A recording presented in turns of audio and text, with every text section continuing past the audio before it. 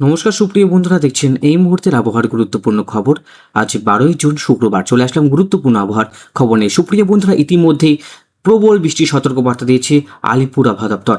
আপনাদের জেলার আবহাওয়ার পরিস্থিতি কী রয়েছে অবশ্যই আমাদের ভিডিওর কমেন্ট বক্সে লিখে জানাবেন। ইতিমধ্যে জারি হয়েছে হলুদ এবং কমলা সতর্কবার্তা। উত্তরবঙ্গ জেলাগুলোতে কিন্তু অতি ভারী বৃষ্টির সম্ভাবনা রয়েছে। তো সুপ্রিয় বন্ধুরা, আসুন আমরা জানবো আজকে কোথায় কোথায় বৃষ্টিপাতের সম্ভাবনা রয়েছে, আজকে কোন কোন জেলাতে ঝড় বৃষ্টির প্রবণতা থাকবে, কোথায় কোথায় অতি ভারী বৃষ্টির প্রবণতা থাকবে, মৌসুমী বায়ুর অবস্থান এখন কোথায় রয়েছে, সবকিছুই থাকছে এই প্রতিবেদনে। অবশ্যই ভিডিওটাকে ধৈর্য সহকারে সম্পূর্ণ দেখবেন, অবশ্যই চ্যানেলটিকে সাবস্ক্রাইব করে রাখবেন প্রতিনিয়ত সঠিক আবহাওয়ার আপডেট পাওয়ার জন্য। তো সুপ্রিয় বন্ধুরা, শুরু করছি আজকের প্রতিবেদন। প্রথমে যেটা লক্ষ্য করব উপগ্রহ চিত্র। উপগ্রহ চিত্র বিশ্লেষণ করে আমরা জানতে পারবো ইতিমধ্যে কোথায় কোথায় কি অবস্থান করছে, কোথায় নিম্নচাপ হয়েছে, কোথায় ঘূর্ণবর্ত রয়েছে, সবকিছুই পরিষ্কার হয়ে যাবে আপনাদের কাছে। চলুন এই মুহূর্তে উপগ্রহ চিত্র কি রয়েছে সেটা আপনাদের কাছে তুলে ধরছি। যেটা দেখতে পাচ্ছি, আমাদের ঠিক এই যে ইউপির যে অঞ্চলটা রয়েছে সেখানে একটি ঘূর্ণবর্ত রয়েছে। এই ঘূর্ণবর্ত পশ্চিমী ঝঞ্ঝার প্রভাবে ব্যাপক কিন্তু ঝড় বৃষ্টি হয়েছে দক্ষিণবঙ্গের জেলাগুলোতে। দক্ষিণবঙ্গে শুরু হয়েছে পাক বর্ষার বৃষ্টি। উত্তরবঙ্গের উত্তর দিনাজপুর এবং বিহারের কিছুটা অংশে কিন্তু আজ প্রবেশ করেছে মৌসুমী বায়ু। এই মৌসুমী বায়ুর প্রভাবে বৃষ্টির আগমন ঘটে আমাদের পশ্চিমবঙ্গের পার্শ্ববর্তী দেশ বাংলাদেশ, আসাম, মেঘালয়, মণিপুর, মিজোরাম সমস্ত অঞ্চলে কিন্তু ভারী থেকে অতি ভারী বৃষ্টির প্রবেশ ঘটে এই মৌসুমী বায়ুর টানেই। তো প্রথমে যে মৌসুমী বায়ু প্রবেশ করে সেটা আরবিন সি থেকে শুরু করে কেরল হয়ে তারপরে মুম্বাই, তারপরে হচ্ছে গুজরাট, তারপরে হচ্ছে কেরল, এই সমস্ত অঞ্চল গোয়া অঞ্চলে কিন্তু পৌঁছে যায়। এরপর হচ্ছে কক্সবাজার, ইজাউল হয়ে সেটা আস্তে আস্তে কিন্তু সেটা উপর দিকে উঠে যায়। ঠিক আছে, উপর দিকে যখন উঠে যায় সেটা হিমালয়ের পাদদেশে কিন্তু ঠিক ধাক্কা খায়, তখন সেটা আরও শক্তিশালী হয়। মৌসিনরাম যে অঞ্চলটা রয়েছে সেটা হচ্ছে সেইখানে সব থেকে বিভিন্ন বৃষ্টিপাত ঘটায়। আর মৌসুমি যে শব্দের কথা হচ্ছে একটা আরবি শব্দ। এই রংপুর, গুয়াহাটি, ডিমাপুর, ডিব্রুগড় থেকে হোজাই সমস্ত অঞ্চলে কিন্তু আমরা ভারী থেকে অতি ভারী বৃষ্টি লক্ষ্য করতে পারছি। এই অর্থটা যেটা আমরা লক্ষ্য করব যে মৌসুমী বায়ু ইতিমধ্যেই কিন্তু কলকাতা থেকে শুরু করে সমস্ত অঞ্চলে পৌঁছাতে পারেনি। কেন পারেনি? দেখুন, এটা একটা ট্রাপ রেখা রয়েছে। এই ট্রাপ রেখার অনুযায়ী কিন্তু সেটা আস্তে আস্তে সব জায়গায় সঞ্চালন হয়। তো আস্তে আস্তে আপনাদেরকে আমি বুঝিয়ে দেবো। তো প্রথমে যেটা আপডেট, বজ্র বিদ্যুৎ সহ বৃষ্টি, সেটা আজকে রয়েছে কিনা সেটা আপনাদের কাছে তুলে ধরছি। শুক্রবার যেটা প্রথমেই আমি বলছি, শুক্রবারে সেটা হচ্ছে আলিপুরদুয়ার, কোচবিহার থেকে শুরু করে পশ্চিমের জেলাগুলোতে বৃষ্টিপাতের প্রবণতা রয়েছে। খড়গপুর, চাকুলিয়া, চন্দ্রকোনা, কলকাতা, ভাটপাড়া এই সমস্ত অঞ্চলে বৃষ্টিপাতের প্রবণতা রয়েছে। তাছাড়া কিন্তু সেভাবে বৃষ্টিপাত আমরা লক্ষ্য করতে পারছি না। আজ শুক্রবার, আমার চ্যানেলে আপনাদেরকে আমি সত্যিই আপডেট প্রোভাইড করি সবসময়। শুক্রবারে সেভাবে কিন্তু অতটা বৃষ্টিপাত দেখতে পাচ্ছি না, কিন্তু আবহাওয়ার পরিবর্তন মিনিট মিনিটে হচ্ছে, সেকেন্ডে সেকেন্ডে হচ্ছে। তো এটার পরিবর্তন আসলে অবশ্যই আপনাদেরকে আমি কমেন্ট বক্সে লিখে জানাবো। আর ইতিমধ্যেই যেটা লক্ষ্য করতে পারছি, শুক্রবার শনিবারও আমরা লক্ষ্য করতে পারছি সেভাবে বৃষ্টিপাত যেটা রয়েছে দক্ষিণবঙ্গের উপরেই থাকবে।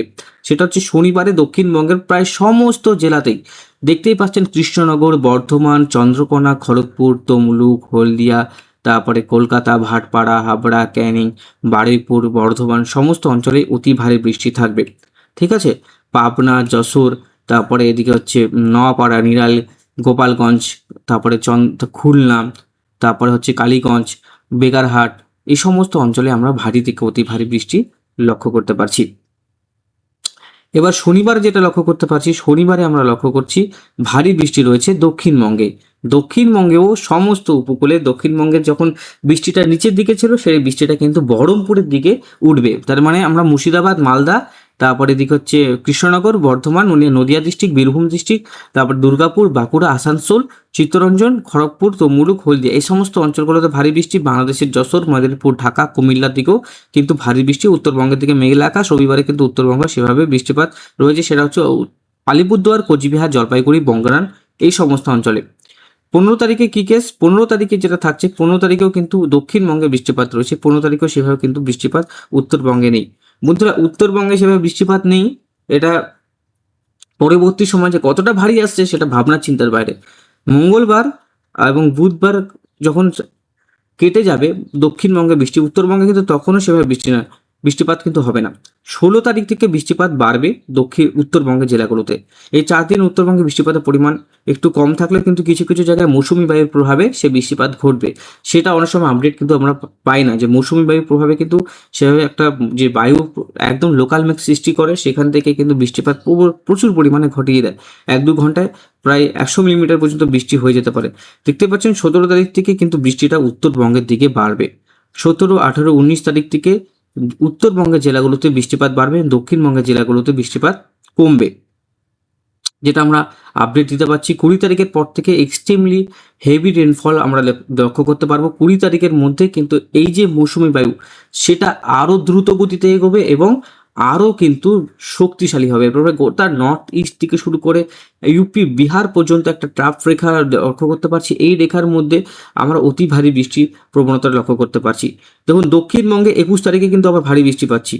দক্ষিণবঙ্গে যে বৃষ্টি কমবে সেরকম না, মানে উত্তরবঙ্গের তুলনায় একটু কমবে, কিন্তু লাগাতার কিন্তু বৃষ্টিপাত ঘটবে। একদম গোটা উত্তরবঙ্গ, দক্ষিণবঙ্গ সমস্ত বঙ্গ মিলিয়ে কিন্তু বৃষ্টিপাতটা আমরা লক্ষ্য করতে পারছি। বাঁকুড়া, দুর্গাপুর, আসানসোল, ধানবাদ থেকে শুরু করে রামপুরহাট থেকে শুরু করে কৃষ্ণনগর, বর্ধমান দিকে হচ্ছে সিলেট, রাজশাহী সমস্ত অঞ্চলে কিন্তু বৃষ্টিপাত লক্ষ্য করতে পারছি। 22 তারিখেও কিন্তু বৃষ্টিপাত রয়েছে, ভরা বৃষ্টি আমরা লক্ষ্য করতে পারছি, দেখতে পাচ্ছেন।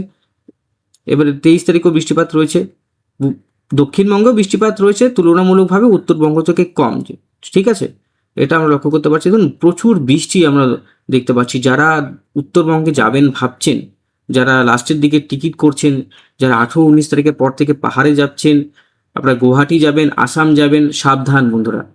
সিকিম, গ্যাংটক সমস্ত রাস্তা কিন্তু দুর্যোগ। আশা করি এই কদিন কিন্তু সিকিম, গ্যাংটক বন্ধ হয়ে যাবে।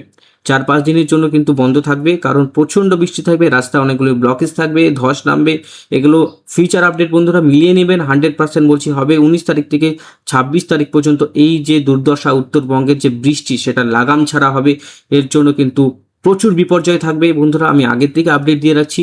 আর দক্ষিণবঙ্গের থেকে মানুষ প্রচুর পরিমাণে ঘুরতে যায় বন্ধুরা, সাবধান থাকবেন, সতর্ক থাকবেন। উত্তরবঙ্গে পাহাড়ি অঞ্চলের জন্য আগামী 4-5 দিন, 6 দিন কিন্তু ঠিক আছে, কিন্তু 6 দিনের পর থেকে কিন্তু আপনারা একটু ভেবে চিন্তে যাবেন, আপডেটগুলো দেখে যাবেন, কারণ প্রচুর বৃষ্টি থাকছে বন্ধুরা। আমি চাই না যে আপনারা ওখানে আটকে থাকুন বা কোনো দুর্যোগের সম্মুখীন হন। ধন্যবাদ, ভালো থাকবেন, সুস্থ থাকবেন এবং প্রতিনিয়ত আপডেটগুলো দেখতে চেষ্টা করবেন।